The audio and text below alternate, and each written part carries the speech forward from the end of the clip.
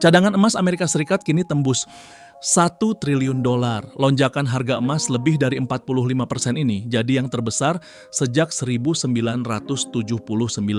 Era Volcker dan inflasi gila-gilaan.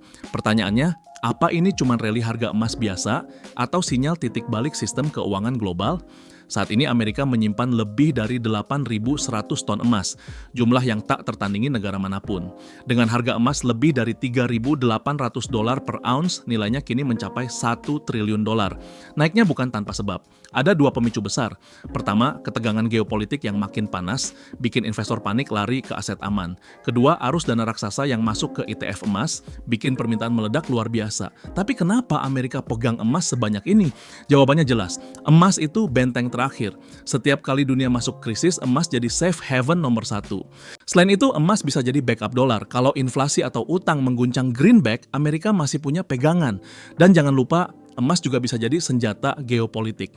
Dengan cadangan sebesar ini, Amerika bisa jaga dominasinya dalam ekonomi dunia. Masalahnya, Amerika nggak sendirian. Cina, Rusia, dan negara-negara BRICS juga agresif menambah cadangan emas mereka. Tren ini bisa memicu perlombaan emas ala perang dingin versi modern. Bukan cuma sekadar investasi, tapi perebutan pengaruh. Hasilnya, dunia bisa masuk ke fase quasi gold standard, di mana emas tanpa pengumuman resmi kembali jadi tolok ukur kepercayaan global. Singkatnya, emas bisa diam-diam berfungsi sebagai mata uang bayangan dunia. Tapi ada satu pertanyaan besar. Mampu nggak emas bertahan di era uang masa depan?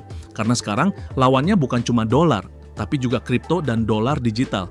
Amerika mungkin akan menggunakan emas untuk memperkuat dolar, sementara China mendorong dominasi yuan digital.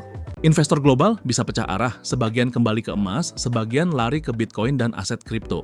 Dunia yang akan datang mungkin nggak lagi punya satu raja mata uang, melainkan sistem multipolar. Emas, dolar digital, dan kripto saling berebut tahta. Kalau dulu emas menopang sistem Bretton Woods sebelum akhirnya diganti dolar, sekarang kita mungkin sedang lihat siklus baru. Emas bangkit lagi, tapi kali ini dia harus bersaing dengan kripto sebagai calon raja uang global.